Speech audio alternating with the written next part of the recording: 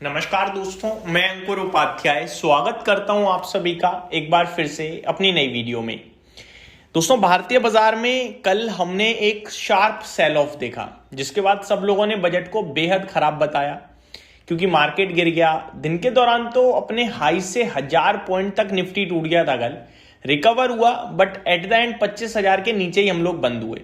आज जब बाजार खुला, एफआईआईज की वापसी हुई और एफआईआईज की जब वापसी हुई तो बाजार नीचे की तरफ ही गया, पहले फिर रिकवरी देता है, फिर दोबारा गिर जाता है। लेकिन एट द एंड मार्केट में जो रिवर्सल था वो काफी शार्प था और at the end market days high पे बंद होता है 25,000 के ऊपर और 25,100 का लेवल भी दिखाता है। मैं आपको बताना चाहूंगा, आज मॉर्निंग में 11:30 पे निफ्टी ने 24,679 का लो हिट करा है। अगर वहां से आप काउंट करो तो ऑलमोस्ट आपका बाजार 400 पॉइंट ऊपर बंद हुआ है नीचे से। ठीक है जी। अब सवाल ये उठता है कि ऐसा क्या हुआ कि अचानक बाजार में इतना बड़ा रिवर्सल आ गया। दूसरी बात, रिवर्सल आ गया, क्या ये सस्टेन करेगा? तीसरी बात, क्या बजट एक्चुअली में खराब नहीं था? क्योंकि खराब होता तो बाजार आज भी गिरता। एफआईआईज को या बड़े इन्वेस्टर्स को आज तो और अच्छे से समझ में आ गया होता, फिर वो और अपनी पोजीशंस बनाते उसी हिसाब से। तो कैसे समझें इस बजट को? और last but not the least, retail निवेशक क्या करे? सबसे पहले आज की बात करते हैं। दोस्तों, आज जो ये रिवर्सल आया, ये काफी शार्प और काफी बेहतरीन था। इस रिवर्सल में इन्वेस्टर्स की वेल्थ करीब 5 लाख करोड़ से बढ़ी है आज, क्योंकि मार्केट कैपिटलाइजेशन जो है वो 5 लाख करोड़ गेन होता हुआ दिखा है। इसके पीछे रीजन ढूंढने निकलोगे ना, आपको नहीं मिलेगा, कोई कारण नहीं है। एक volatility, tough fight, at the end आप ऊपर चले गए। लेवल कौन से इंपॉर्टेंट है वो समझना जरूरी है। तो मैं निफ्टी पे ही आ जाता हूं लेवल्स देखने आप सभी के लिए एक बार डिटेल में। दोस्तों, अगर मैं आपके लिए डेली कैंडल पे बात करूं तो हम 20 ईएमए से बहुत नीचे ट्रेड कर रहे हैं। डेली कैंडल पे निफ्टी में हमने 20 ईएमए के पास कल जाने की कोशिश करी और जैसे ही हम पहुंचे वहां से एक शार्प सेल ऑफ आया, जिसमें हम लोग 20 ईएमए से बहुत दूर चले गए। आज वापस हम 20 ईएमए के थोड़ा सा पास पहुंचने की कोशिश कर रहे हैं। जब तक 20 ईएमए के नीचे हैं तब तक निफ्टी बेकार, नेगेटिव, वीक है। मैं आपको बताना चाहूंगा एग्जैक्टली लेवल होता क्या है। दोस्तों, 20 ईएमए अगर कोई फॉलो करता है और उसको समझ में आता है, अच्छी बात है, नहीं आता तो मैं आपके साथ शेयर करना चाहूंगा। 20 ईएमए के लाइन, जैसे मान लो ये लाइन है 20 ईएमए की, ठीक है, और ये कैंडल है, तो कैंडल ये 20 ईएमए के ऊपर ट्रेड कर ली मान लो, ठीक है।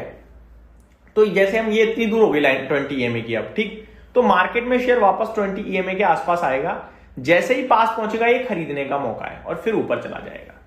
फिर वापस से काफी बड़ा गैप बन गया अगर, तो दोबारा नीचे आएगा। इस बीच में 20 ईएमए की लाइन भी ऊपर हो रही होगी, फिर दोबारा इन केस ये 20 ईएमए तोड़ता है और नीचे चला जाता है बहुत ज्यादा, ठीक है, अब ये हो गया, तो ये बाजार में वापस ऊपर आएगा 20 ईएमए तक और फिर गिरेगा। तो 3-4 दिन से 20 ईएमए के, जैसे ये 20 ईएमए, तो यहां पे मार्केट था, फिर कल बहुत दूर हो गया, आज वापस रिवर्सल में इतनी दूर रह गया है। जैसे कि 20 ईएमए आज के हिसाब से अगर मैं नोटिस करूं तो आपका निफ्टी पे 20 ईएमए है 25,439 और आज आपकी क्लोजिंग आई है 25,080, माफ कीजिएगा, 25,088 की। तो अभी यहां से 20 ईएमए काफी दूर है। जब तक इसके नीचे है तब तक तो वीक ही है मेरी नजरों में मार्केट। तो मार्केट पे मेरा कोई व्यू नहीं है, थोड़ा वीक व्यू है, ये क्लियर कट है। बात करें अगर बजट की, बजट कैसा था? बेकार था, अच्छा था? तो बजट अच्छा था, लेकिन बाजार के लिहाज से बेकार था। कल जो मार्केट ने शार्प नेगेटिव रिएक्शन दिया वो बनता था, क्योंकि एसटीटी पे अगर आप टैक्स बढ़ाओगे, एसटीटी बढ़ाओगे, तो वो बाजार के ट्रेडर्स, बाजार पार्टिसिपेंट एक्सेप्ट नहीं करेंगे।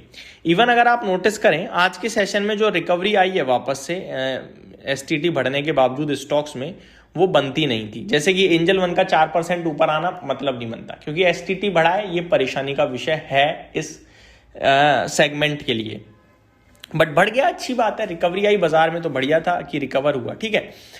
इसके ऊपर एसटीटी के लिए भी मैं आप सभी के साथ अगली वीडियो में डिटेल में बात करूंगा। ये एसटीटी आपका शॉर्ट टर्म नेगेटिव है, लेकिन पोजिशनल या लॉन्ग टर्म आप जब कुछ नया रिफॉर्म करते हो, नई चीज बनाते हो, फॉर एन एग्जाम्पल जब रोड बनता है ना भाई साहब, तो बहुत सारे लोगों की जमीन जाती है। कुछ लोग उससे खुश होते हैं, मैक्सिमम खुश होते हैं क्योंकि बहुत बड़ा पैसा मिलता है सरकार से मुआवजे के रूप में, लेकिन कुछ लोग दुखी भी होते हैं कि यार हमारी ये वाली जमीन जानी नहीं चाहिए थी, हमारी कुछ निशानी थी, ठीक है। जब कुछ नया होता है तो उसमें परेशानी आती है, समझने की कोशिश करो। अगर आप किसी और जगह शिफ्ट हो रहे हो, कोई घर आपसे जा रहा है, कोई और दिया जा रहा है, तो वहां पे शुरुआत में दिक्कत आएगी शिफ्टिंग वगैरह में, समझ रहे हो।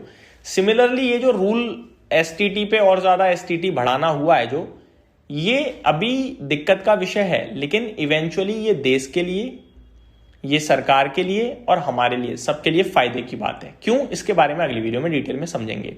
तो बजट मेरे हिसाब से नेगेटिव नहीं था, short term negative capital market stock के लिए था, क्योंकि एसटीटी बढ़ा है। अब सवाल उठता है निवेशक क्या करे। दोस्तों, इन्वेस्टर को एक चीज समझनी है, आप जंगल में घूम रहे हो और ये शेयर बाजार में आपके पास जो स्टॉक्स हैं वो खाना है आपका। आपको ये मान लो कि ये खाना है, दैट्स इट, सिंपल है भाई। क्योंकि यहां ये जो गिरावट है ना इस समय, ये है अपॉर्चुनिटी।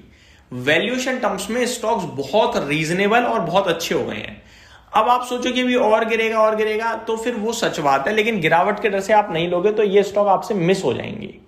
मिस नहीं करने हैं, थोड़ा ले लो बेशक, थोड़ा गिरे और ले लो, माइंड क्लियर रखो और क्वालिटी पे फोकस करो। चुनिंदा स्टॉक्स को एक्यूमुलेट करते रहो और बैठे रहो। 2 साल प्ले करना पड़ेगा ऐसे। ये मेरी तरफ से अपडेट थी, उम्मीद करता हूं डिटेल्स पसंद आई होंगी। Thank you so much for watching this video. Have a great day guys.